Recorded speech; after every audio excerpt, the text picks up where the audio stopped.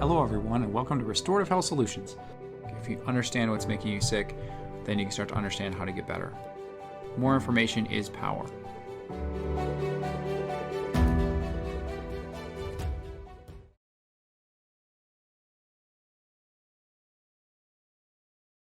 Hello, I'm Dr. Warren, and today I want to do a reaction video. This is a doctor whom I have a lot of respect for. His name's Marty Ross, and he answers questions that I get all the time. And I saw his video when he posted it and was really excited about it. So we're going to try. This is actually my first time doing a reaction video, but here we go.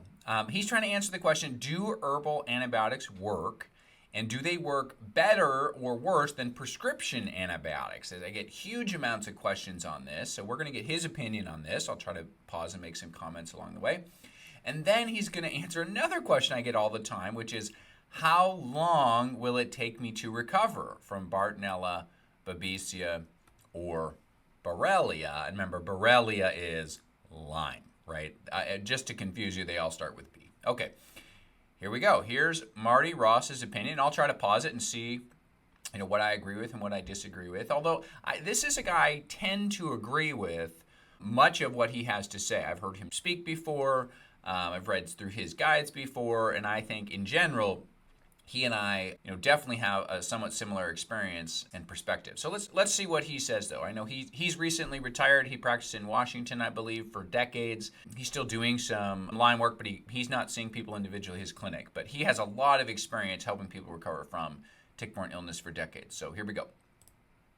So herbal antibiotics do have a chance to get your tick-borne infections under control, all right? And compared to prescription antibiotics, there's a little bit of a difference. Now, for Borrelia, in my opinion and in my experience, I think you can have as good of a chance of good outcomes using anti-Borrelia herbal antibiotics as you can prescription antibiotics, all right? The odds that they're going to work, anything that you're on, any 2 or 3 herbs or any 2 or 3 prescription antibiotics you're on will work is about 90% of the time, whether they're oral or herbal antibiotics. Okay, that's a good question. I don't think in this video he goes through the difference between IV or oral. Maybe another time we'll do a thing on that. Not a huge difference on that perspective. We'll talk through that maybe later. But he right here says for Borrelia or for Lyme, he has a very similar outcome, about a 90% success rate when people are doing antibiotics versus herbals. Herbal antibiotics versus prescription antibiotics. Now, the other thing I want to point out there is he's saying, notice you're doing 2 or 3 antibiotics. You're not doing one. When we're dealing with chronic Lyme, you can't do just one. It takes a combination. And then also, when you're doing herbal killers, you're doing 2 or 3 herbal killers. So a similar thing, you kind of do different combinations in order to get the best results. Now, I think he answers the timeline question later, but he's saying at least on Borrelia or Lyme, he really has no difference on his outcomes, whether it's herbal or whether it's, antibiotic. That's for Borrelia, the Lyme term, all right? For Bartonella, the herbal antibiotic combinations seem to work well about 70-75% of the time. The herbals do. And the prescriptions have a chance of helping you of about 80-ish, maybe to 85%. So you got about a 10% difference in potential outcome from using herbal versus prescription antibiotics with Bartonella. Okay, now on Bart, I might disagree with him here. He's saying about 70-75% success with the herbs and about 80-85% success with the prescriptions. In my experience, when I have someone who has done lots and lots of antibiotics, 9 times out of 10, I find they still have Bartonella when they're coming to me. So I consider Bartonella to be the most antibiotic resistant of the bugs that I run across. So I would say my experience differs just a little bit here with what Dr. Marty Ross is saying. However, notice that I don't know if 10% difference is a huge difference. I mean, he's saying, okay, there's a little bit of a difference. That's not a huge gap. But I would definitely say my experience has been a little bit different with that. For Babesia, the herbals tend to work about 80% of the time, and the prescriptives tend to work about 85% of the time. So you've got a little bit of difference on the Bartonella and Babesia, but they can still work, all right? Okay, so he's saying he gets maybe a 5% improvement on the antibiotics for Babesia versus the herbals. What I would say here is those numbers are not huge difference numbers. And one of the problems we run into is doing, 3 antibiotics or doing combination antibiotics for a long period of time. And I assume he's going to start answering how long he's going to do these things for. You definitely have more side effects to try to handle when you're doing the antibiotics. So while I was doing antibiotic regimens, my main question was, well, this needs to be a lot better than the natural regimens because it's more toxic. Taking 3 antibiotics for, I'm assuming he's going to say 6 months plus time frame, it's hard on your body. So I just had more gut problems, more side effects, more heart problems, more liver problems, more kidney problems, more brain problems. So what I came to the conclusion of after years of experience this was my antibiotic people had way more side effects, way more drama, and I was pretty much getting the same result. I wasn't really getting an improved result with the antibiotics, and there certainly was so much more drama, I eventually thought this is not hugely worth it. Now, he's saying he gets slightly better results with Bartonella and with Babesia with the antibiotics, but not a huge difference. A 5% improvement on the Babesia, maybe a 10% on the Bartonella. So